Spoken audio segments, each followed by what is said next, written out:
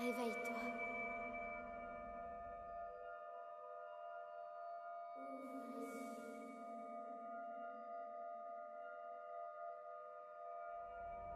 Ouvre les yeux. Réveille-toi.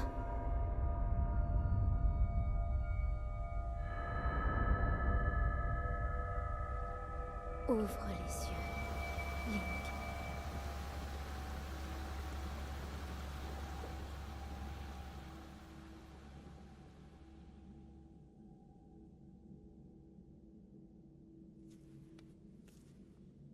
« 35 ans que l'on extirpe Link d'un sommeil profond. 35 ans qu'il traverse les époques, agite les saisons, parcourt les mers, s'improvise conducteur de train ou cavalier céleste. 35 ans et une confusion règne toujours au royaume d'Hyrule.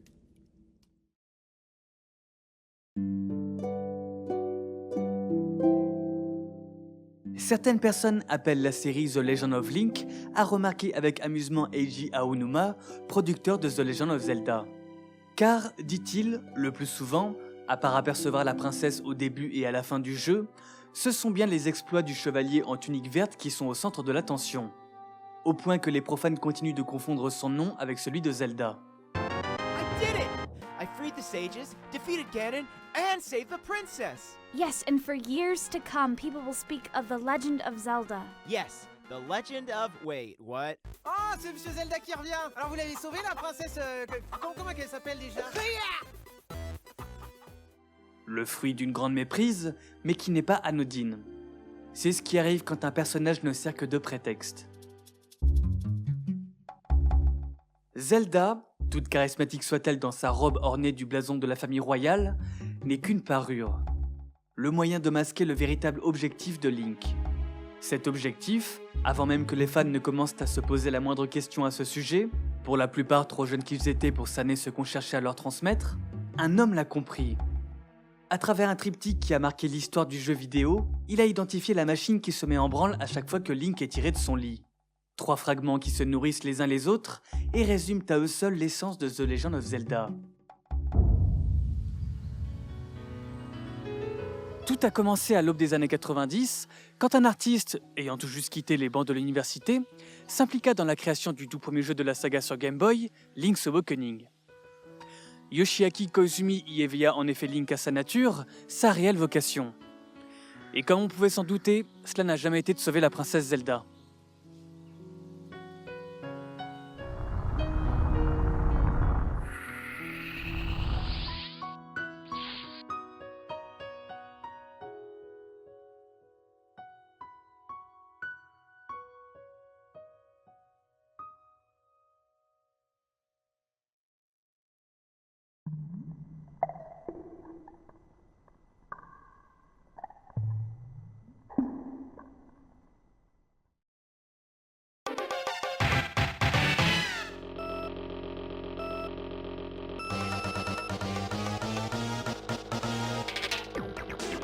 « 1992. Même s'il n'a ni banane ni carapace à jeter au visage de son concurrent, Yoshiaki Koizumi ne boude pas son plaisir. Nintendo a accepté d'allouer un budget afin qu'il puisse s'essayer au karting et mieux comprendre la structure de ses engins. Cela devrait l'aider à illustrer le manuel de Super Mario Kart prévu pour l'été. Alors qu'il vaque à sa besogne, dessinant Koopa Troopa, Toad, Bowser et les autres, ses collègues l'appellent à la rescousse pour travailler sur The Legend of Zelda Link's Awakening. Une licence qui lui rappelle ses débuts au sein de l'entreprise Kyoto Heat. Un an plus tôt, Koizumi, 23 ans, dont le rêve était de devenir réalisateur, se tourna finalement vers le jeu vidéo, un média qui lui offrait la possibilité de raconter des histoires. Dans cette optique, il se rendit à un entretien d'embauche chez Nintendo, particulièrement stressant d'après ses souvenirs. Qui n'aurait pas été nerveux nez à nez avec Shigeru Miyamoto, connu pour avoir entre autres donné vie à 2 des franchises les plus vendues au monde, Super Mario Bros et The Legend of Zelda. Yoichi Kotabe était là lui aussi pour apporter son regard d'expert sur ce futur illustrateur. Une fois embauché, sa première mission fut la conception du manuel de The Legend of Zelda A Link to the Past. Monument de l'ère 16 bits, En cela qu'il a sublimé la formule d'origine, exploité pleinement les capacités de la Super Nintendo et amené maintes nouveautés, le scénario de ce troisième opus est malgré tout resté rudimentaire, en dépit d'une mise en scène plus cinématographique et l'ajout de nombreux personnages. Au fond, il s'agit encore d'aller sauver la princesse Zelda et de combattre les forces du mal. C'est normal, les équipes de Nintendo se fichent pas mal de l'histoire. Les jeux The Legend of Zelda ne se sont jamais développés autour d'une histoire, le processus est exactement inverse, affirmera Satoru Iwata, président de Nintendo de 2002 à 2015. C'est vrai, ajoutera Hidemaru Fujibayashi, réalisateur de Skyward Sword et Breath of the Wild, le développement d'un jeu The Legend of Zelda est un peu comme une sorte de puzzle à résoudre, et c'est très agréable. Au cours de l'élaboration de ce puzzle, des éléments sont conçus et imbriqués entre eux dans le but de faire évoluer les mécaniques déjà existantes de la saga et innover à l'aide des technologies du moment, la 3D avec la Nintendo 64, le tactile avec la DS, le mouvement avec la Wii. Ces éléments finissent par former un tout qu'on peut enfin vernir d'un scénario. En somme, avant que la moindre trame narrative ne soit imaginée, le gameplay prime. Dans Skyward Sword par exemple, dont Eiji Aonuma admettra que l'histoire n'était qu'un prétexte pour exploiter les idées de jouabilité, le processus créatif derrière le scarabée volant illustre bien cette philosophie. Alors qu'il s'agissait à l'origine de l'habituel boomerang, les fonctionnalités du Wiimotion Plus les ont menés progressivement à revoir la nature de l'objet pour quelque chose de plus sophistiqué. En a découlé le besoin d'écrire une intrigue autour d'une ancienne civilisation très évoluée, les robots antiques, et ainsi justifier l'existence d'une telle technologie dans un monde qui en est dénué.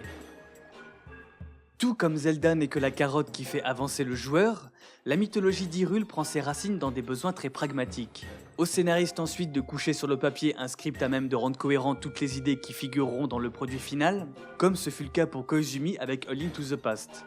Il dessina et écrivit 5 pages de guerre ancestrale, d'artefacts divins et de voleurs malveillants. Une approche superficielle, puisque la plus grande partie des informations présentes dans le manuel ne s'est pas matérialisée dans le jeu en lui-même. Mais ça va changer. Quand on l'informe de la direction que prend Link's Awakening, Koizumi constate que le développement du jeu n'est pas arrivé à un stade trop avancé et qu'il peut encore en influencer le cours. Il va pouvoir montrer ses talents d'auteur, d'event designer pour le dire dans le jargon vidéoludique. Première étape donc, cimenter les pièces que ses collègues ont posées sur la table. Mais compte tenu de comment ceux-ci s'y sont pris, ce n'est plus un puzzle. C'est un casse-tête. Que font ici Mario, Luigi, Goomba, Plante Piranha, Chomp, Peach, Yoshi, le Prince Richard, Dr. Wright et Kirby? Où sont passés la Triforce, Ganon et même Zelda? La production de Link's Awakening est singulière. Initialement une sorte de club de loisirs de salariés passionnés qui se réunissaient en dehors de leurs heures de travail pour créer un prototype à la Zelda et tester la Game Boy fraîchement arrivée dans le studio, c'est d'ailleurs pour cela qu'ils n'ont pas prêté attention aux éventuels problèmes de droits d'auteur liés au personnage, Takashi Tezuka, réalisateur du jeu, a été séduit par la liberté artistique dont il jouissait sur une plateforme jugée moins importante que les consoles de salon. D'autant plus qu'il reste à bonne distance des exigences, parfois étroites, d'un Miyamoto alors occupé sur d'autres productions. Ce dernier vient toutefois jouer les bêta-testeurs lors des phases finales du développement et découvre un univers tout aussi insolite que la façon dont il a été mis sur pied.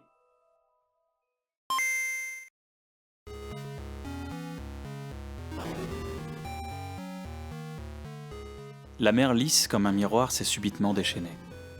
Le navire, qui ramenait Link vers sa terre natale, est le jouet des éléments, en proie à de sinistres craquements. Puis, frappé par la foudre, il explose en une myriade de morceaux. Quand le naufragé ouvre les yeux, une voix féminine lui parvient, celle de Marine, une jeune fille qui l'a recueilli quand il a échoué sur l'île de Cocolin. À peine debout, Link s'affaire à retrouver son équipement perdu sur la plage et croise des monstres qui, dit-on, rôdent autour du village depuis son arrivée. Serait-il la cause de ce remue-ménage ?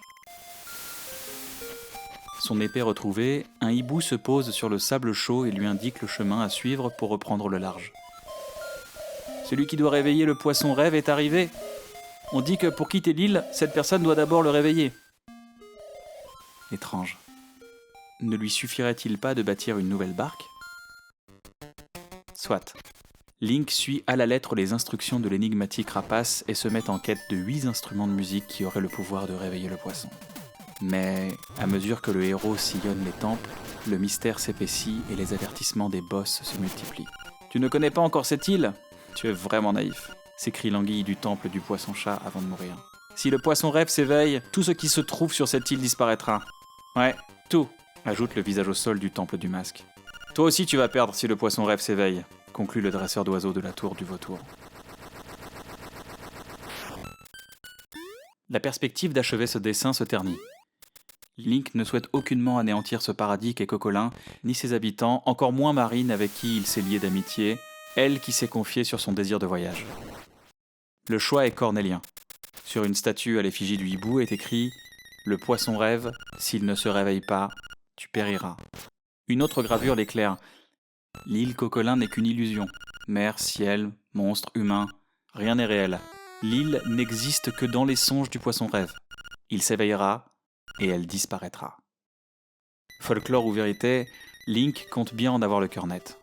Le moment est venu de s'aventurer dans l'œuf sacré qui surplombe l'île. À l'intérieur, il somnole le poisson rêve qu'il réveille après avoir vaincu Maleficio, l'ombre du cauchemar. Doucement, le village des mouettes, les enfants qui jouent, la plage Coco, la forêt enchantée, Marine, tout Coquelin s'évapore, laissant Link seul à flotter sur l'un des débris de son bateau. La légende disait vrai.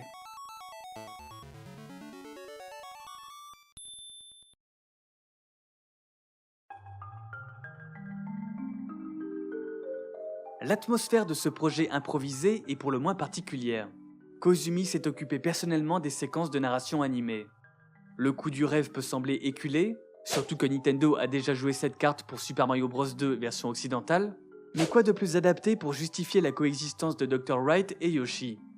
Et il fallait au moins ça pour coller à la consigne de Tezuka, qui désirait s'inspirer d'une série télévisée alors à la mode. For the better part of 2 television seasons, Twin Peaks and the travails of Laura Palmer intrigued American viewers. It's now a different story in Japan. The entire country seems to have gone crazy over the show, which has become a national obsession. Everywhere you look, there are hats, buttons, books, and magazines. A 14-tape set of the entire Twin Peaks saga has sold more than 30,000 copies. And Japanese television carried mock Laura Palmer funerals, even though the series itself has only been seen on limited pay-per-view. Television producer Kenji Shumizu thinks he understands the fad. The Japanese people seem to yearn for a mysterious atmosphere. Débutée en 1990, la série signée Mark Frost et David Lynch, une des premières à donner ses lettres de noblesse à un format souvent déconsidéré par rapport au cinéma, relate l'enquête de l'agent du FBI Dale Cooper, envoyé à Twin Peaks pour débusquer le coupable du meurtre de la lycéenne Laura Palmer. À travers le regard de ce bon vivant, ne se refusant aucun plaisir local malgré la gravité de sa mission, le téléspectateur découvre une petite bourgade américaine reculée, chaleureuse, et fait connaissance avec ses citoyens. L'ambiance idyllique des débuts va toutefois rapidement laisser place à une autre, moins reluisante, Lynch oblige. Le réalisateur aime montrer les noirs dessous des relations humaines, les coulisses des morales et des désirs. Il s'est fait connaître pour son style onirique, approprié lorsqu'il s'agit de démontrer que certaines visions que l'on porte sur nous-mêmes tiennent plus du rêve, de l'illusion, que de la réalité. Loin des sombres considérations de Lynch, ce qui intéressait Takashi Tezuka dans Twin Peaks était son échelle réduite et l'excentricité de ses habitants, tantôt attachants, tantôt inquiétants. L'île Coquelin restitue cet environnement cloisonné mais plaisant, cachant un grand secret, peuplé de villageois saugrenus où l'on prend le temps d'apprécier les petits plaisirs du quotidien, collectionner des coquillages, pêcher ou descendre des rapides en radeau. Aucune de ces activités n'est nécessaire à la bonne avancée de la quête de Link, mais elles contribuent à installer un rythme, une humeur, comme le font les longues digressions de Cooper à propos de la tarte aux cerises ou du café. La marque Georgia Coffee a d'ailleurs bien compris l'importance de ces pauses narratives en tournant des publicités exclusivement réservées aux consommateurs japonais. Dans son interview de Pas comme Tielman, essayiste français qui a disséqué Twin Peaks, Johan Chiaramont évoque cet aspect de la série. Alors que l'enquête nécessiterait que l'on aille vite, Cooper, lui, sait ralentir à ce moment-là. La notion de plaisir, notamment à travers la nourriture, devient ici centrale. On se souvient tous du café, C'était même tellement présent qu'on finissait par le sentir réellement à travers les scènes et la passion de Dale Cooper. Donc, pour cette raison, la raison du plaisir, Twin Peaks est une sorte de parenthèse enchantée, un moment de pause où l'on nous demande de ralentir, voire même de nous arrêter. I fell into a dream. Pour ce faire, les idées de mise en scène tournent souvent autour du surréalisme. Idées qui, comme Lynch l'écrit dans son autobiographie et autoguide Catching the Big Fish, sont comme du poisson. Si vous voulez en attraper des petits, vous pouvez vous contenter des eaux claires. Mais si vous en voulez un gros, il va falloir plonger plus en profondeur.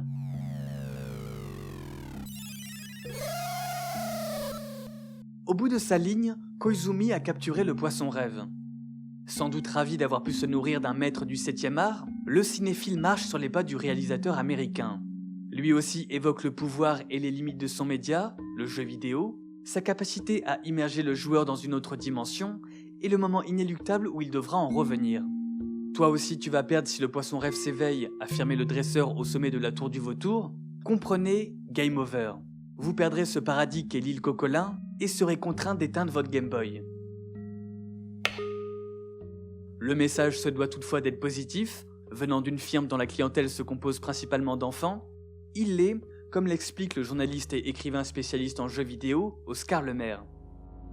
Si l'on part du principe que Link représente l'avatar le plus neutre possible, auquel le joueur est encouragé à s'identifier, on peut facilement interpréter le message final du poisson rêve comme étant adressé à nous, et provenant directement des concepteurs et en particulier de Koizumi. Ce qu'il nous demande, c'est de ne pas oublier cette aventure, de chérir précieusement le souvenir de l'île Cocolin, pour que ses terres, pour que ses habitants, pour que Marine, en dépit de leur disparition, puissent vivre éternellement, pour qu'ils demeurent à jamais dans nos mémoires.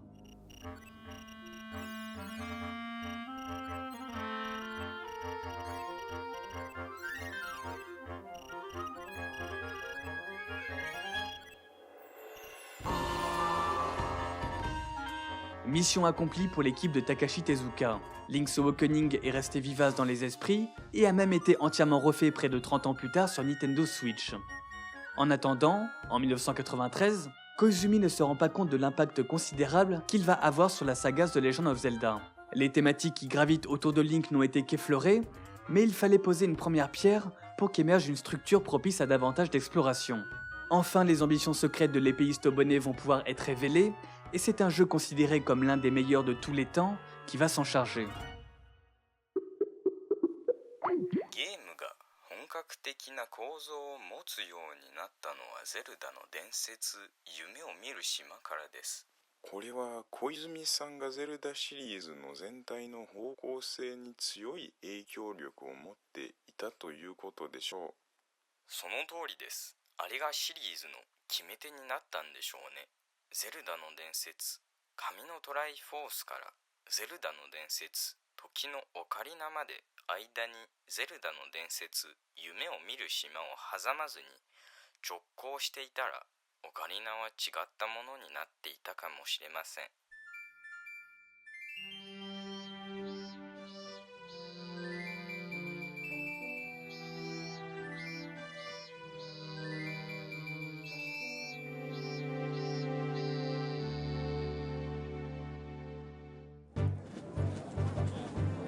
1995. Une chaleur étouffante fait suer à grosses gouttes les visiteurs du Toei Kyoto Studio Park. Impossible pour Yoshiaki Koizumi et son collègue d'apprécier sereinement le charme de ces décors de films d'époque de l'ère Edo. N'y tenant plus, ils finissent par chercher un peu de fraîcheur dans un dojo où se déroule un spectacle d'arts martiaux. Sur scène, un kusarigama fend l'air et est stoppé net par la main d'un samouraï. Voilà qui intéresse les game designers, en quête d'inspiration pour intégrer le style Shambara au panel de mouvement de Link, un sport de combat à base d'armes blanches et genre cinématographique et théâtral japonais de bataille de sabre. Ce sera un des apports majeurs au prochain Zelda prévu sur Nintendo 64, le chantier le plus ambitieux jamais entrepris par Nintendo. Pas moins de 5 directeurs sont à l'œuvre pour faire entrer Link dans l'ère des polygones. Parmi eux, Koizumi. 3 années à montrer ses compétences d'animateur sur Mario 64 lui ont fait prendre du galon.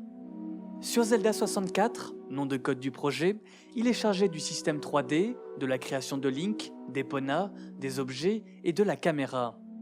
C'est sur ce dernier point qu'il se focalise en ce moment, d'où son excursion au Toei Kyoto Studio Park, censée l'aider à régler un problème épineux.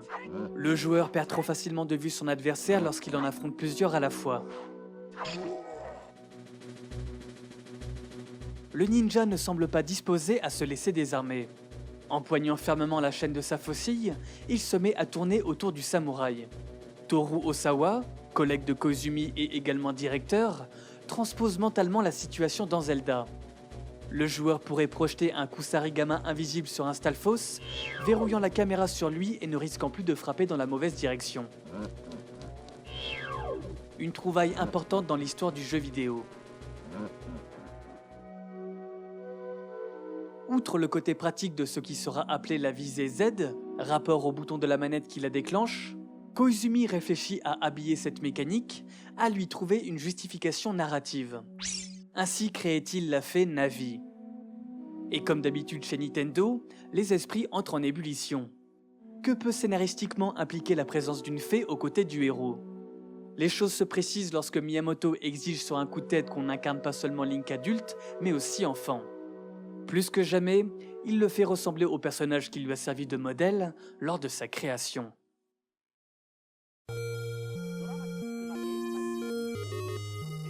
« 1984年の頃はご存知の通りファミコンにはかなりの限界があって3色の色しか表現できなかったんですよ。でも何とかして見分けのつくキャラクターを作りたかったんです。何よりも剣とか盾を持ってそれが見えるようにしたかったんですね。なので画面上で見分けがつくように大きな武器を持たせたんですよ。こんなにちっちゃくても武器の見分けがつく主人公をどうやって作ろうかなと思いましてね。長い帽子と大きな耳はどうかなって思ったんです。妖精みたいなキャラクターを思い起こしてエルフの方向にしようってなったんです。当時は耳の尖ったキャラクターって言ったらピーターパンでもあったんですよね。私なんかディズニー好きなんでだんだんその影響を受けていったんです。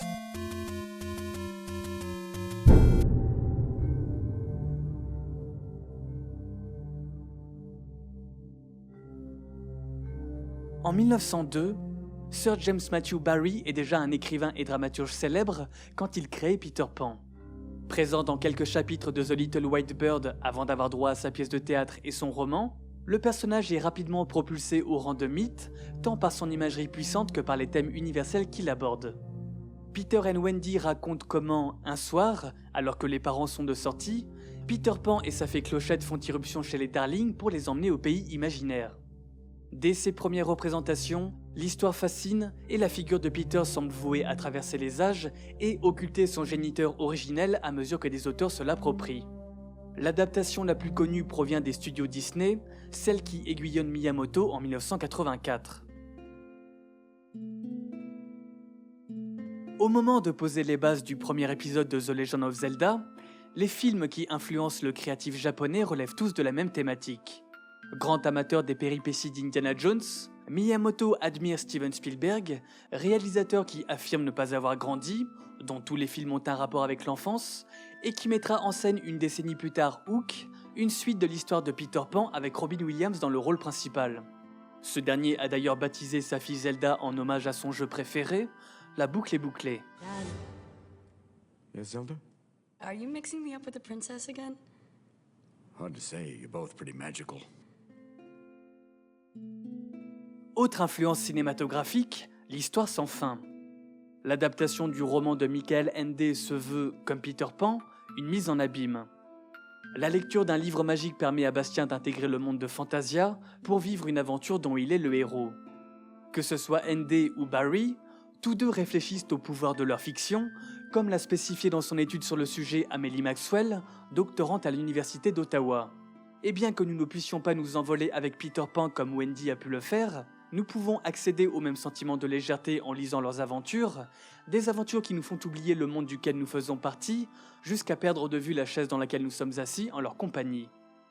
Un pouvoir qu'on n'attribue pas encore aux jeux vidéo, début des années 80. The video arcade is down the street. Here we just sell small rectangular objects. They're called books.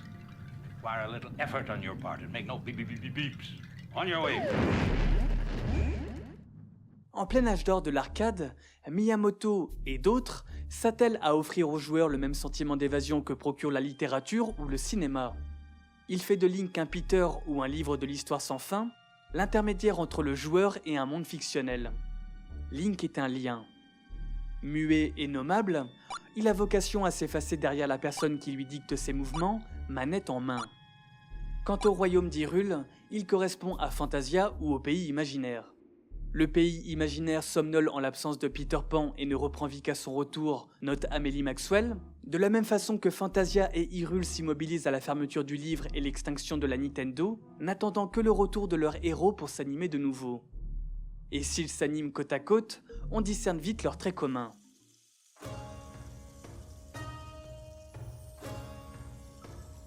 Je ne sais s'il vous est arrivé de voir la carte géographique de l'esprit d'une personne. Les docteurs dessinent parfois un schéma d'autres parties de votre corps, et ces croquis suscitent le plus vif intérêt. Mais surprenez-les donc tandis qu'ils s'ingénient à dresser le plan d'un esprit d'enfant. Territoire non seulement embrouillé, mais qui n'arrête pas un instant de bouger. Des lignes en zigzag apparaissent, tout comme sur une feuille de température. Ce sont probablement les routes qui sillonnent l'île, car le pays de l'imaginaire est toujours plus ou moins une île, avec, ici et là, d'étonnantes taches de couleurs, des récifs de corail et, au large, de fins voiliers corsaires. Et encore des repères sauvages, des nains, tailleurs pour la plupart. Des grottes où coule une rivière, des princes Benjamin de 7 frères, une hutte prête à s'effondrer, et une toute petite vieille au nez crochu. C'est toujours sur ces rivages magiques que les enfants viennent échouer leurs canots. Nous aussi, nous y sommes allés. Et bien que nous n'y aborderons jamais plus, nous avons encore dans l'oreille le chant des vagues. L'île de l'imaginaire est la mieux abritée et la plus dense, pas du genre qui s'étire en longueur avec d'ennuyeuses distances d'une aventure à l'autre, mais pleine comme un œuf.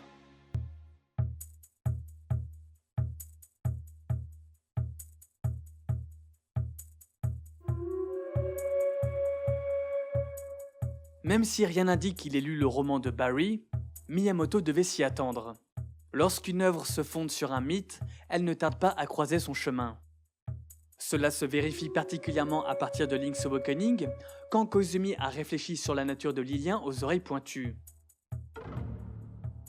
L'œuf est l'élément central de l'île Cocolin. Il la personnifie.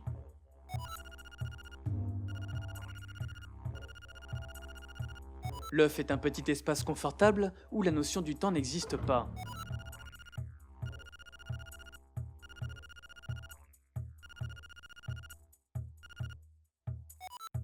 Il en est de même pour le pays imaginaire, Neverland en anglais, le pays du jamais, que les Darlings dans le Disney atteignent après avoir fait escale sur le Big Ben, symbole du temps qui s'écoule. Le problème, c'est qu'un œuf est destiné à éclore. L'enfant doit y renoncer un jour. Averti de cette funeste échéance tout au long de son périple, Link subit la même pression que Peter Pan.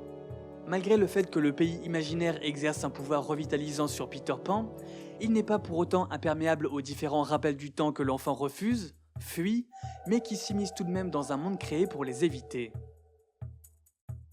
Le titre original de Link's Awakening est Yume no Mirushima. On peut le traduire par l'île qui rêve et le comprendre, d'après le second sens de Yume no Miru, par vivre une expérience éphémère. Le rêve en est une. L'enfance aussi. Et tous deux sont à la merci du temps. C'est la thématique centrale de Peter Pan et celle de Zelda 64, rebaptisée en cours de développement The Legend of Zelda Ocarina of Time.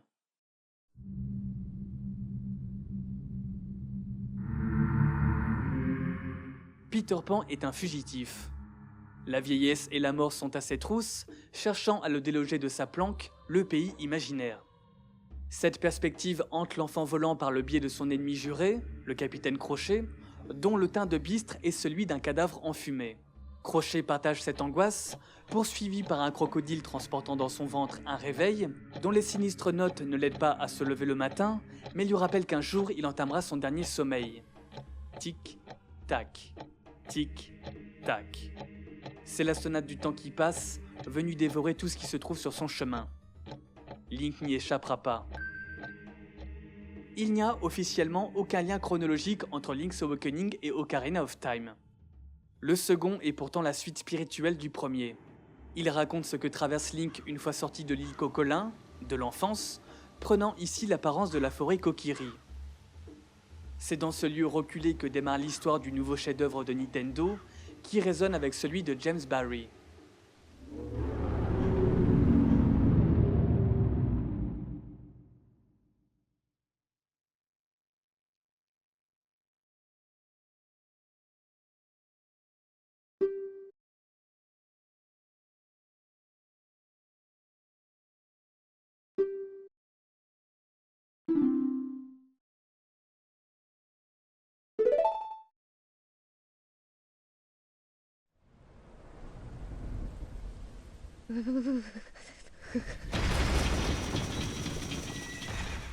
Link, endormi, se tortille, grelotte.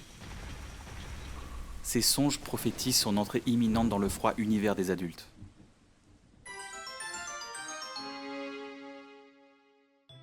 Qui voudrait délaisser un cocon aussi douillet que la forêt Kokiri et ses habitants du même nom? Dotés de la jeunesse éternelle par on ne sait quel miracle de la nature, ces petits êtres tout de verre vêtus vivent dans des cabanes similaires à celles que les enfants aiment bâtir dans les arbres pour eux-mêmes. Le village entier ressemble à une aire de jeu propice aux aventures avec ses ponts de bois suspendus, ses pierres émergeant de l'étang, ou encore ses trésors dissimulés dans d'étroits passages. Une aire de jeu où s'amusent les Kokiri, tous accompagnés de leurs fées. Tous, sauf Link.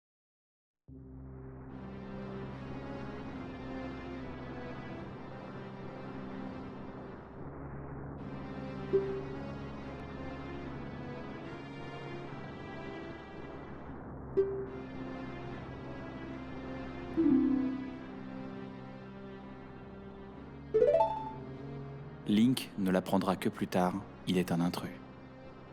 Déposé au pied d'un arbre par sa mère, qui mourra sans avoir revu son fils, il est recueilli par le peuple du bois. Contrairement aux autres Kokiri, il est destiné à grandir, à savoir. Sa tunique verte ne trompe personne sur sa différence. C'est cette différence qui fait qu'il est choisi par l'arbre Mojo, le protecteur de la forêt et père de tous les Kokiri, pour lutter contre un mystérieux mal qui les menace, eux, ainsi que tout le royaume d'Hyrule. Celui-ci meurt de ce mal après avoir indiqué à Link sa mission, rencontrer la princesse Zelda qui saura quoi faire.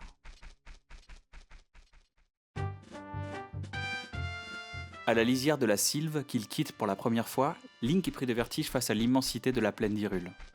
Grand fut le courage nécessaire pour se jeter dans le vide et abandonner son nid, ses amis. Une longue et périlleuse route serpente devant lui.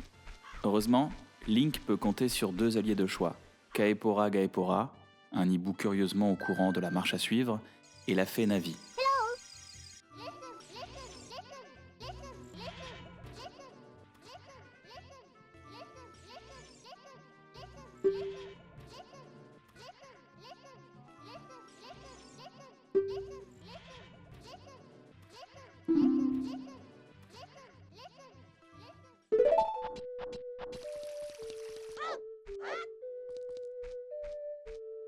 Link rencontre finalement la princesse Zelda. Ses nuits sont hantées par un homme aux yeux noirs de haine et à la peau d'un ver reptile. Ganondorf, chef des Gerudo. C'est lui, l'ennemi d'Hyrule. Bien sûr, Zelda a parlé de son rêve à son père, mais il n'a rien voulu savoir. Link ne la comprend que trop bien. On ne le prend pas beaucoup au sérieux non plus. Le monde semble s'être donné le mot pour qu'il sache à quel point on n'attend rien de lui. Ces enfants vexés qu'on ne leur accorde aucun crédit fomentent un plan pour vaincre Ganondorf. Retrouver la Triforce et l'épée de légende, deux reliques sacrées dont le pouvoir peut vaincre le mal. Hélas, tout ne se passe pas comme prévu.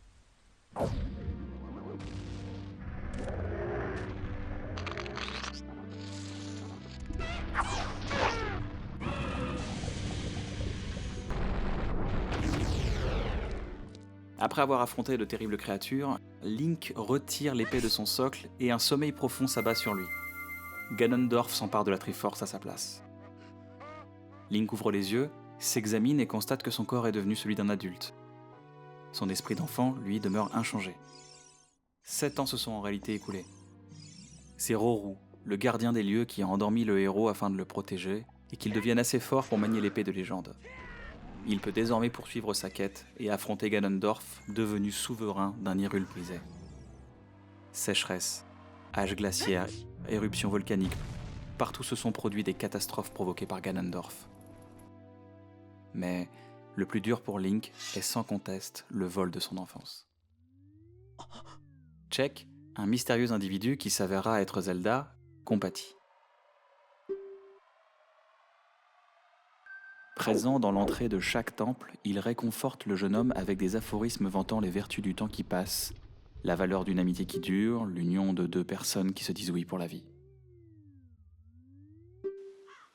Mais, au bosquet sacré, aux alentours de la forêt Kokiri, la nostalgie prend le pas. La course du temps est cruelle, sa vitesse est perçue différemment par chacun, mais personne ne peut la modifier, seule la mémoire des jours anciens n'est pas altérée. Cette sagesse n'atténue pas la douleur que ressent Link en retournant là où il a vécu les plus beaux moments de son enfance.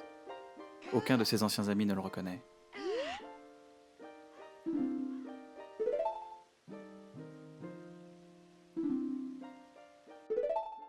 Ganondorf doit payer.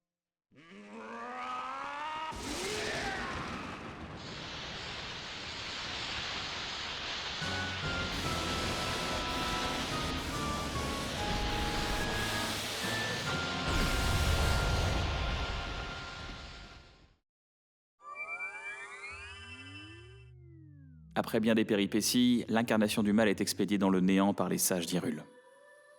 Comme promis, Link est reconduit à sa jeunesse. Seulement, à peine a-t-il reposé l'épée de légende et retrouvé son visage d'enfant que Navi s'envole sans jamais revenir. N'a-t-il plus sa place à la forêt Kokiri ? Sans doute sait-il désormais trop de choses pour continuer à croire aux faits.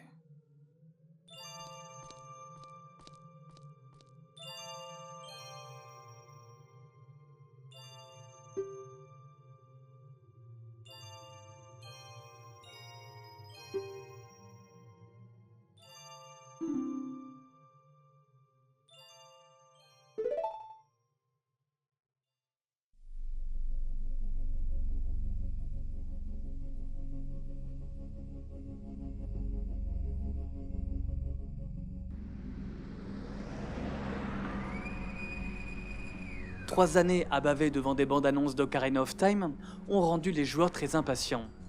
N'êtes-vous pas censé travailler sur Ocarina of Time en ce moment ? Que diable faites-vous ici ? S'est fait réprimander Miyamoto alors qu'il faisait ses courses. Pour que la sortie du jeu soit un événement à la hauteur des espoirs, les équipes marketing de Nintendo ont vu les choses en grand. Toute la presse européenne a été convoquée au siège allemand de la firme et conduite en dehors de Francfort à travers les bois vers un petit village médiéval aux allures du bourg d'Hyrule. Sur place, les journalistes entrent dans une maison à colombage dans laquelle des Nintendo 64 sont installés au milieu des épées et des hallebardes. Tout est prêt pour pleinement se plonger dans l'ambiance. L'expérience sera inoubliable, les critiques et celles du monde entier dithyrambiques. Il y a trop d'aspects qui font d'Ocarina of Time le meilleur jeu de l'histoire, et aucun adjectif ne peut tous les englober. Zelda est grandiose parce que Nintendo est parvenu à maîtriser l'aspect le plus évasif d'un jeu vidéo, peut-on lire sur un article du N64 Magazine. La rédaction d'Electronic Gaming Monthly approuve. Les 1 576 800 minutes de temps de développement de Zelda ont chacune permis la création et le polissage d'un jeu si parfait, si finement élaboré, qu'il a mué des hommes fiers et blasés en innocents aux yeux écarquillés. Est-ce le plus merveilleux titre jamais réalisé ? Très probablement. Seul Miyamoto semble être en mesure de ressusciter l'enfant qui vit au plus profond de nous.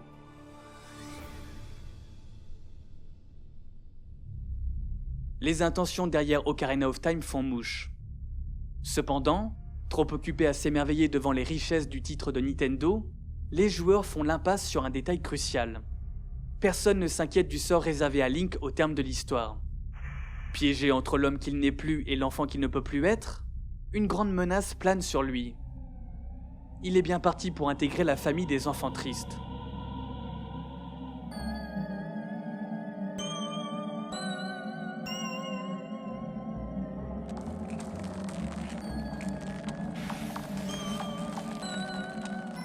« 1867. Pour son 14e anniversaire, le froid de l'hiver a offert à David une patinoire qui s'est formée sur le lac près de chez lui. Un cadeau empoisonné, puisqu'il se fracasse le crâne sur la glace et meurt. Lors des funérailles, n'est pas seulement enseveli le corps du grand frère de James Barry, mais aussi l'âme de sa mère, Margaret. Cloîtrée jour et nuit dans l'obscurité sépulcrale de sa chambre, elle n'a pas supporté la perte de sa progéniture préférée, celle pour laquelle elle nourrissait les plus grands espoirs. Il fallut bien du courage à James, 6 ans, pour se décider à venir à son chevet et lui rappeler l'existence de son autre fils.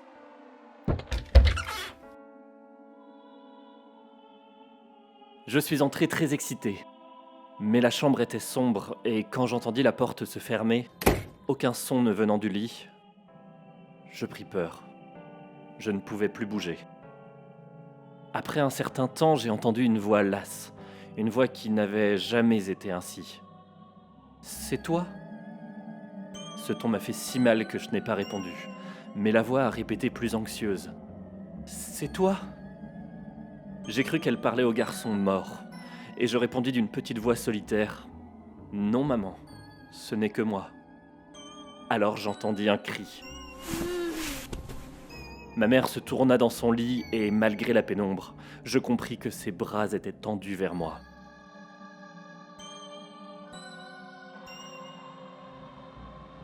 À partir de ce jour, James essaya par tous les moyens de prendre la place de son frère mort.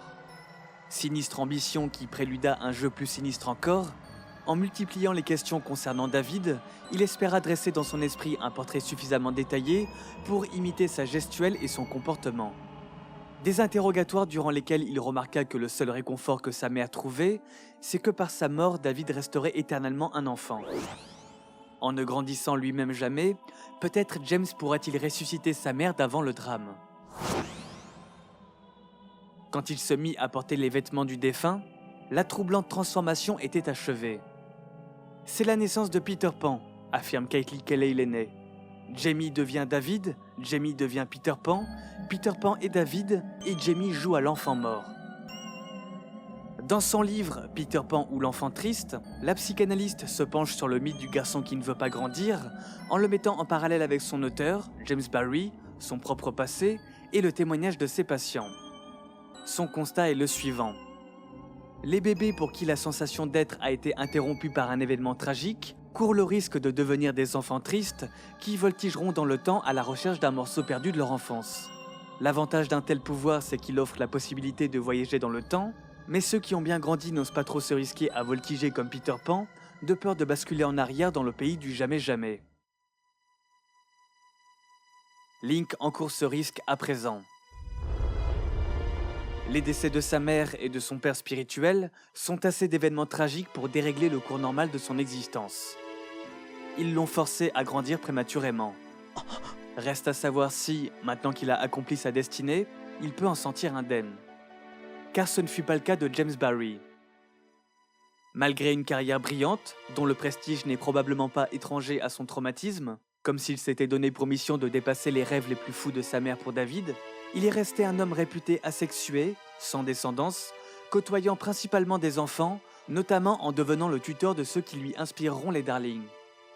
Rien de ce qui nous arrive après 12 ans ne vaut grand-chose, écrivit-il un jour d'une plume amère. Quand un enfant vit des tragédies trop lourdes, trop tôt, le poids n'est plus en lui. Il se met à peser sur son passé, si fort que lui-même est obligé de s'envoler pour ne pas risquer d'être englouti. Si le poids est une tombe, il est encore plus difficile à porter. Ainsi, Link risque lui aussi de ne jamais grandir et être condamné à courir sans relâche après une enfance perdue, symbolisée par le départ de Navi. Heureusement, Yoshiaki Koizumi a d'autres plans pour lui.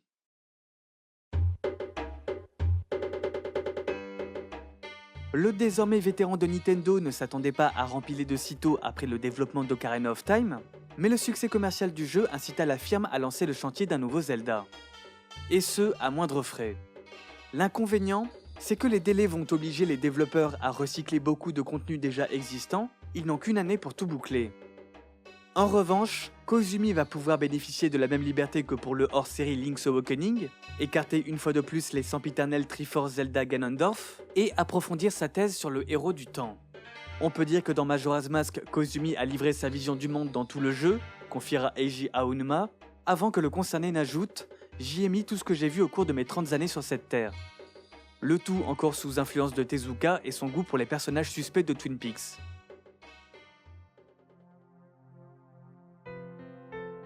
Comme pour l'opus Game Boy, la quête de Link n'est pas à proprement parler réelle, mais intérieure.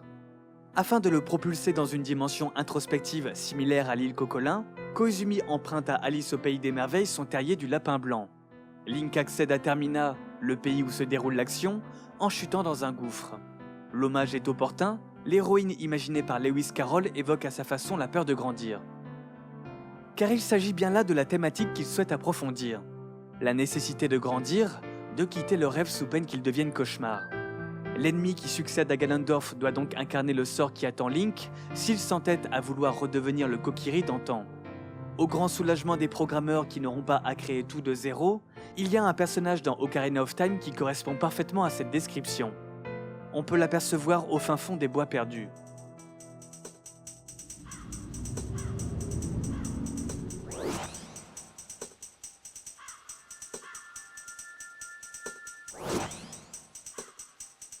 Pont vers le monde extérieur, labyrinthe sylvestre où l'on s'égare à moins de suivre à l'oreille le chant de Saria, l'ami d'enfance de Link, les bois perdus sont un lieu de transition, d'errance et de nostalgie. Le danger de s'y attarder et de ne jamais en revenir, comme c'est arrivé au fils du chef de chantier du village Cocorico, changé en Stalfos après y être resté assis des années durant. Jouez à être ce qui est mort, votre corps et votre esprit seront ceux d'un mort.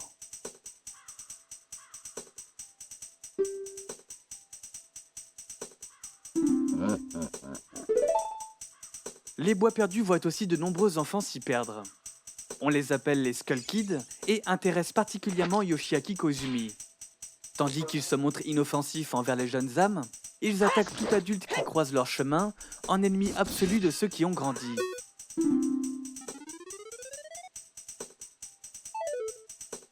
Pour que Koizumi fasse de l'un de ces Skull Kids la némésis de Link, il est impératif que sa détresse soit plus grave que celle des autres créatures enfants, au point qu'elle amène à sa possession un objet providentiel appelé à se poser comme pivot de l'intrigue. Le masque de Majora. Artefact diabolique en forme de cœur, il est la représentation matérielle du mal-être de son porteur, le syndrome de Peter Pan. Le syndrome de Peter Pan n'a rien de mortel. Il ne s'agit donc pas d'une maladie. Mais cela nuit à la santé mentale de l'individu. Homme de par son âge, c'est un enfant par ses actes. La victime manifeste ses émotions de manière exagérée, au mauvais moment et bêtement. Il est sujet à des accès de rage injustifiés pendant lesquels il devient impossible de le calmer. Si personne ne lui vient en aide, sa vie deviendra lentement amère. Ni malade mental, ni inadapté, il n'en est pas moins profondément triste.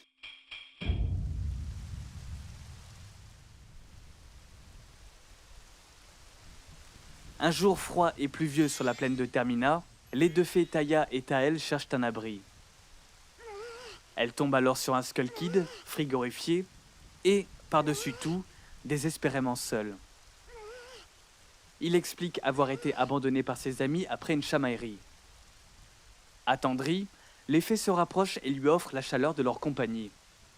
Peut-être que grâce à elle, il ne finira pas aussi mal que le fils du chef de chantier du village Cocorico. Lui aussi se sentait isolé du reste du monde.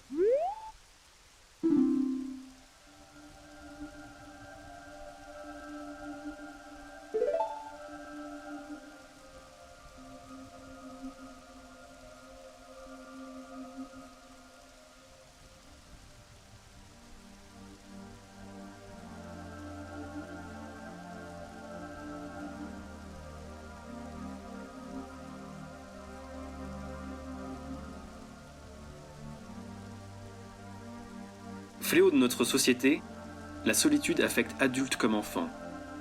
Mais ce sont ces derniers qui payent le plus lourd tribut. Les victimes du syndrome de Peter Pan, angoissées et irresponsables, sont anéanties par cette solitude qui les aspire dans les sables mouvants affectifs. Elles ont désespérément besoin d'amis. Mais plus elles luttent, plus elles se sentent mal.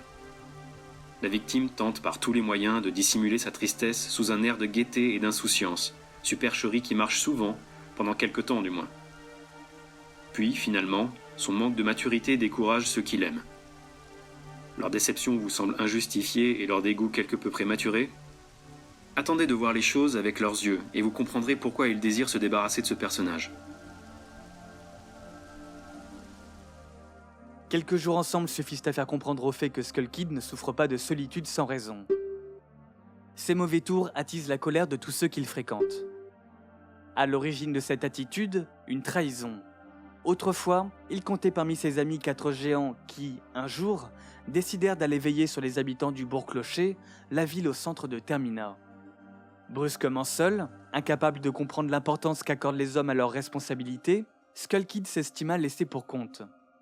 C'est un symptôme fréquent des personnes atteintes du syndrome de Peter Pan.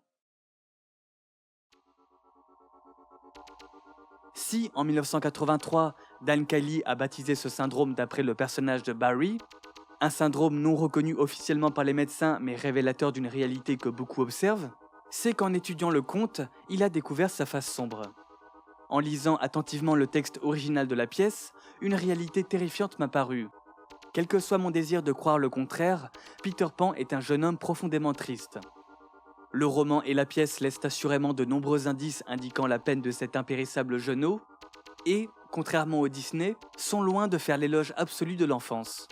Au fil des chapitres, on peut y déceler l'arrogance, l'intolérance, la violence, le narcissisme, la moralité et l'égoïsme d'un Peter Pan qualifié de sans cœur, et pour qui tout ce qui l'entoure n'est que faire valoir. Dès que les enfants perdus semblent avoir grandi, ce qui est contraire au règlement, Peter les supprime. Il obligeait John et Michael à suivre son exemple et les punissait sévèrement s'ils ne feignaient pas d'être ravis.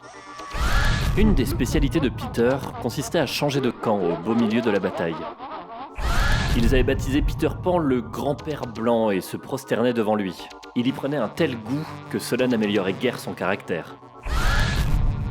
Son cœur était si plein de rancœur contre les grandes personnes qui gâchent tout, comme d'habitude, qu'il se glissa dans son arbre et là, se mit à respirer à petits coups très brefs, à raison de 5 par seconde. Un adage de l'île prétend en effet que chaque fois qu'on respire, une grande personne tombe raide morte. Aussi Peter s'efforça-t-il de respirer le plus souvent possible.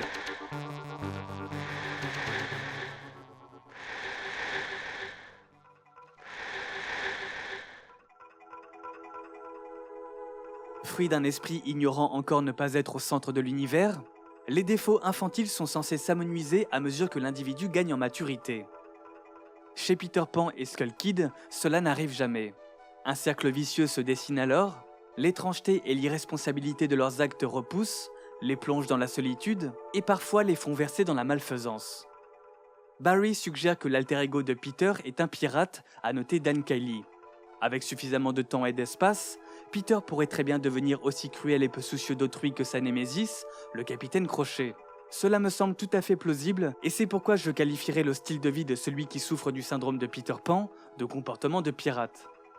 Le thérapeute fait référence à la fin du roman, lorsqu'après l'avoir vaincu, Peter s'approprie les vêtements du corsaire manchot. Dan Kiley soutient qu'au stade chronique, la victime du syndrome de Peter Pan a tendance à dissimuler ses traits derrière un masque de maturité. Le masque de maturité de Peter prend les atours du costume de Capitaine Crochet. Skull Kid, lui, se cache derrière le masque de Majora, qui accorde un réel pouvoir de nuisance, digne de celui qu'aurait un adulte. Une différence primordiale sépare toutefois ces deux personnages. Habituellement, les histoires racontent comment il faut faire pour grandir, observe Kathleen Kiley l'aînée.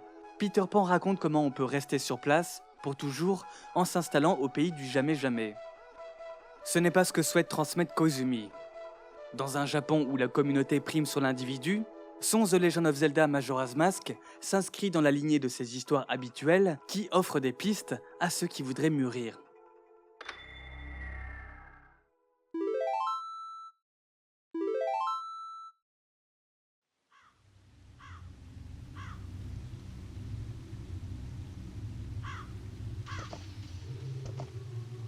Au cœur d'une forêt si épaisse qu'aucun rayon de soleil ne traverse sa canopée, Link erre à la recherche de Navi, le seul lien qui le rattache encore à son enfance perdue. Au détour d'un sentier, le héros est attaqué par un dénommé Skull Kid et ses 2 fées, Taya et Tael, qui lui dérobent Ocarina et Jument. Les poursuivre ne fait qu'empirer la situation. Une longue chute l'entraîne jusqu'à l'odieux lutin qui le transforme en peste mojo. Quand, Par mégarde, Taya est séparée de ses voyous de camarades, elle se voit contrainte de s'allier temporairement à sa victime pour l'aider à retrouver son apparence. Elle lui fait découvrir Termina, un monde parallèle à Hyrule, menacé de destruction par une lune au visage presque humain, figée dans un rictus de colère. D'ici 3 jours, par la faute de Skull Kid, elle s'écrasera sur Bourg-Clocher et ses habitants au moment où doit se tenir le carnaval. L'événement, hommage à la progression inéluctable du temps et de la nature, dérange sans doute viscéralement ce mauvais plaisantin. L'ampleur du danger fait prendre conscience à Taya que la farce va trop loin et elle renie Skull Kid. Déterminée à éviter l'apocalypse, Link et la fée décident de libérer les 4 géants protecteurs de Termina. Mais en 3 jours, cela est impossible. À moins de posséder l'Ocarina de Zelda, dont le pouvoir permet de remonter le temps. Comme pour illustrer une époque révolue que hantent Link et Skull Kid, inaptes à aller de l'avant, s'amorce une boucle temporelle dans un monde empreint de regrets, de peur et de mort.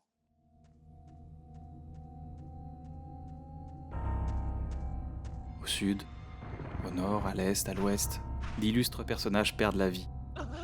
La faute en incombe au séide de Skull Kid.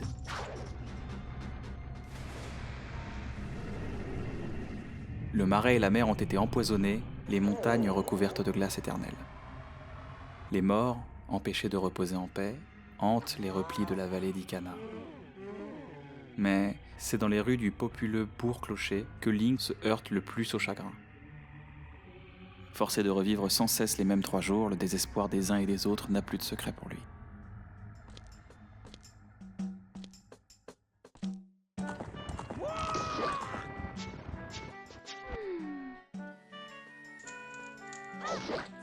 En aidant son prochain, Link constate qu'on le récompense de nombreux masques qui l'aident dans sa quête. C'est la société secrète des Bombers qui lui a inspiré cet altruisme. Dévoué à la cause des nécessiteux, chacun de ses membres possède un journal où il recense toutes les promesses à tenir autour de lui. Link fait en sorte de rejoindre les rangs de ces justiciers en culotte courte et finit par délivrer les géants.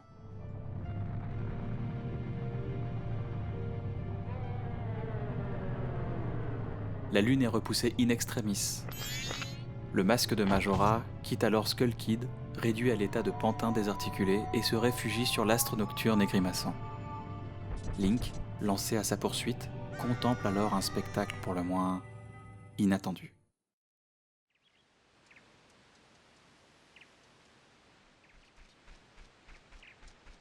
Apparaissant de loin si désertique, la surface de la lune est en réalité tapissée d'une herbe verdoyante avec, en son centre, un tertre sur lequel un arbre s'élance vers le ciel. Un jardin d'Éden. Une telle vision ne peut être réelle. Serait-ce la matérialisation d'un souvenir ? La mise en scène semble reproduire le sentiment d'exclusion éprouvé par Skull Kid quand il a été séparé de ses amis. Des enfants masqués aux couleurs des monstres que Link a vaincus s'amusent autour de l'arbre tandis que celui au masque de Majora demeure seul. Un temps où il s'amusait sans se soucier de l'avenir, mais où un décalage s'est amorcé lorsque ses camarades ont commencé à manifester leur désir de grandir, de quitter leur parc à bébés, se posant des questions existentielles sur le bonheur, l'amitié, les notions de bien et de mal, la nature humaine.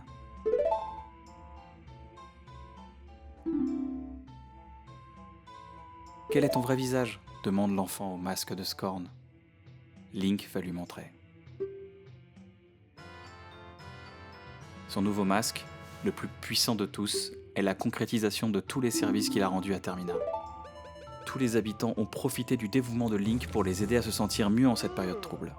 En accomplissant ceci, tu as montré que tu pouvais te comporter comme un adulte, l'avait complimenté une habitante après qu'il ait repoussé des voleurs. C'est bien cela. Chaque geste envers l'autre l'a progressivement fait mûrir vers quelqu'un de respecté, comme un fier bomber. Si le masque de Majora est venu à Skull Kid par ses agissements puérils et mauvais, le masque de puissance des fées est venu à Link pour son comportement d'adulte.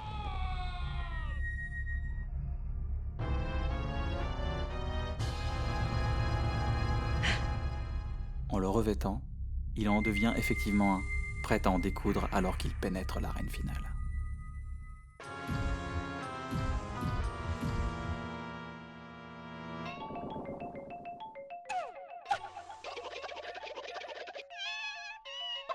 Le masque gigote, fait le pitre, imite une célébrité connue pour n'avoir jamais grandi, I am Peter Pan. rien qui n'inquiète Link. Sa puissance est telle que le combat se résume à mettre son adversaire sur ses genoux pour lui flanquer une bonne fessée. L'enfant insolent se désintègre, la lune aussi, et la boucle temporelle est enfin rompue. À l'aube de ce nouveau jour, Skull Kid comprend que les 4 géants ne l'ont pas délaissé par inimité. Son caprice a fait de gros dégâts, mais le carnaval se déroule malgré tout dans la joie et Skull Kid a trouvé en Link un ami. Ce dernier peut reprendre sa route dans les bois mais ne s'y attardera sûrement pas. Un rayon de soleil indique enfin une porte de sortie.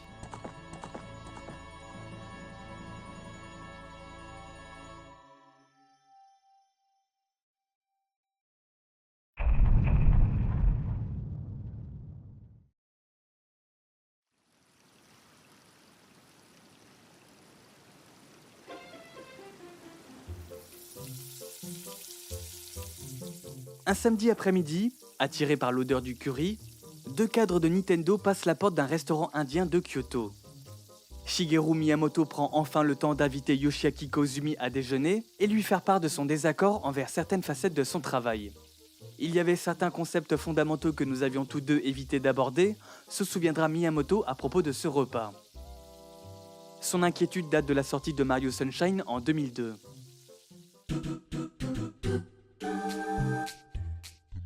Suite à la sortie d'un Majora's Mask devenu culte, Koizumi a continué à gravir les échelons. On lui a confié les rênes des Mario en 3D, une des licences les plus lucratives de l'entreprise japonaise. Et au fil des épisodes, jusqu'à Mario Galaxy 2, Miyamoto constata une quantité grandissante de cinématiques. J'avais indiqué que les jeux Mario n'avaient pas besoin d'histoire, or, avant même que je m'en aperçoive, nous nous étions retrouvés avec une histoire très développée et tout un tas de cinématiques. Arrivé à la fin du développement, je me disais « Eh, mais ça ressemble de plus en plus à un Zelda !» Koizumi, l'homme qui rêvait de faire des films, continue de vouloir raconter des histoires. Que ce soit en mettant en scène un plombier moustachu ou un elfe des bois, cela n'a pas d'importance. Sauf que Mario est le bébé de Miyamoto. Il veut le protéger de ceux qui voudraient modifier son ADN et a bien peur que ce soit l'intention de son collègue, à en juger par l'interview qu'il a donnée le 12 avril 2007. Koizumi avoue aux journalistes de Wired s'être toujours arrangé pour glisser discrètement ses scénarios dans les jeux sur lesquels il travaille. Pour les enrichir, détails révélateurs, personnages symboliques, dialogues lourds de sens sont glissés ci et là à disposition des curieux. Une méthode devenue marque de fabrique de Nintendo, notamment dans les Metroid Prime, on peut en apprendre plus sur les peuples des planètes visitées en consultant des dalles historiques ou des ordinateurs, ou dans Mario Galaxy, dans lequel Harmony se propose de lire un livre relatant son passé dans une pièce facultative de l'observatoire. Le tout sans que le joueur ne soit obligé de rester passif devant de longues séquences de narration. Mais a priori, astucieux ou pas, Miyamoto ne veut pas de ce procédé au royaume champignon. Agacé que le développement de Mario Galaxy 2 se fasse dans le même esprit, il espère pouvoir se faire comprendre auprès de son confrère entre 2 bouchées de nan. Ça faisait très longtemps que nous n'avions pas discuté de la sorte. Nous étions comme un vieux couple où chacun s'habitue à la présence de l'autre, où personne ne prend la peine de dire ce qu'il a sur le cœur durant les années qui suivent le mariage. La conversation de Miyamoto et Koizumi s'étend sur 5 heures. La valeur d'une histoire, sa fonction dans le jeu, l'essence de Mario, tout y passe. Miyamoto vante l'importance d'emporter le joueur dans un monde cohérent au code spécifique, qu'il puisse se l'approprier, expérimenter et s'évader. Le concept d'interactivité propre aux jeux vidéo est au centre de son attention, et toute poudre aux yeux à base d'intrigues alambiquées est à bannir si l'expérience perd en immersion.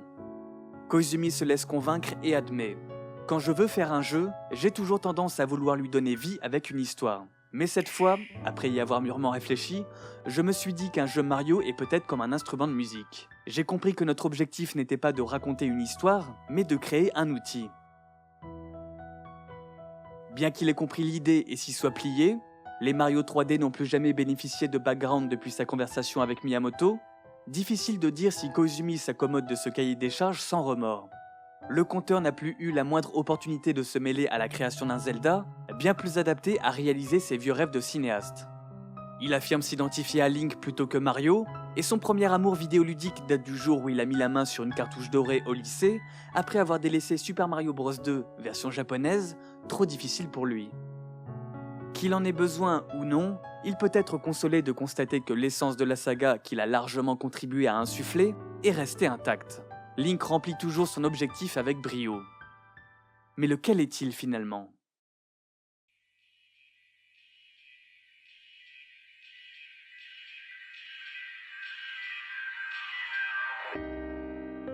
Il est de notoriété publique qu'en 1984, griffonnant aux côtés de Takashi Tezuka la carte d'Hyrule, Shigeru Miyamoto avait à cœur de restituer ses sensations d'enfant quand il explorait les grottes de son village natal. Une intention jamais trahie, et certainement pas par Koizumi qui, dans les 3 Zelda sur lesquels il a amené sa patte, a su intégrer un sous-texte poétique abordant les thématiques autour d'elle, le délice d'être à l'aube de sa vie, les dangers de ne jamais y renoncer, ce que signifie devenir un adulte. Cependant, même sans la plume de l'event designer, la saga évoque sans discontinuer ses sujets car elle propose intrinsèquement une expérience qui les reflète. Chaque aventure démarre dans un cocon si chaud que le joueur brûle rapidement de partir vers l'inconnu. Puis, une carte se dessine, la téléportation devient possible, le mystère s'amaigrit. Le joueur finit par connaître son monde comme sa poche. C'est petit une poche. Le joueur pourra bien sûr recommencer une partie, Peter Pan est toujours à disposition de celui qui souhaite basculer en arrière, mais ce ne sera plus pareil. Comme un adulte qui retourne au parc dans lequel il jouait jadis et se rend compte que la vaste forêt enchantée n'est en fait qu'un tas d'arbustes et les hauts remparts du château un muret lui arrivant à la taille, la réalité rougira toujours de ce qu'en avaient fait les souvenirs. Un état des lieux qui arrachera peut-être une larme aux nostalgiques, tant il lui rappelle l'envol inexorable des années et, au bout du chemin, la sentence réservée à tout être sur Terre, la mort.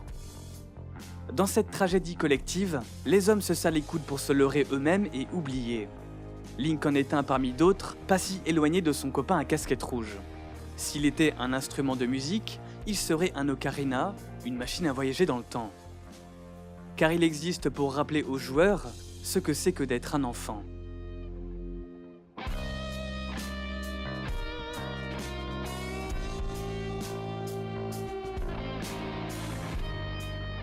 L'adulte est généralement vu comme une personne très consciente, voire obsédée par le temps qui défile.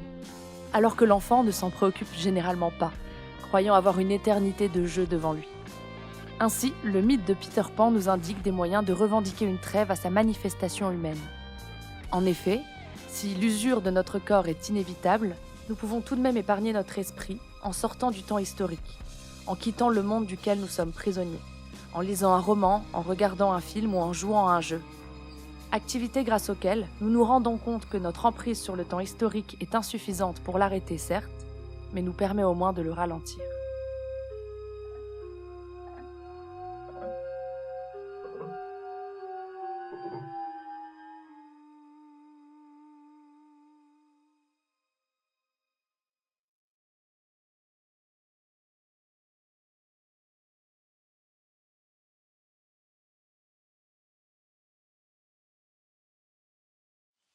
Merci beaucoup d'avoir regardé cette vidéo, j'espère qu'elle vous aura plu. C'est un petit peu un épisode spécial pour moi parce que je voulais le sortir à la base pour un anniversaire de la chaîne, genre les 5 ans, quelque chose comme ça, parce que la toute première vidéo que j'avais sortie dans ce format, c'était sur Link. Et c'était plus à l'époque une espèce de listing humoristique sur tous les jeux dans lesquels Link était apparu. Voilà, aujourd'hui j'ai voulu le faire à la nouvelle sauce, c'est-à-dire bon, beaucoup plus sérieux, c'est clair, avec une écriture plus poussée, enfin voilà, avec le format que vous connaissez aujourd'hui. Donc j'espère que vous aurez apprécié. Si vous l'avez apprécié, vous pouvez, si vous le souhaitez, me laisser un petit pourboire sur ma page Tipeee. C'est ma principale source de revenus et c'est ce qui me permet de me verser un salaire chaque mois et de continuer mon activité. Voilà, moi en attendant, je vous donne rendez-vous le mois prochain pour une nouvelle vidéo et je vous dis à bientôt. Bye.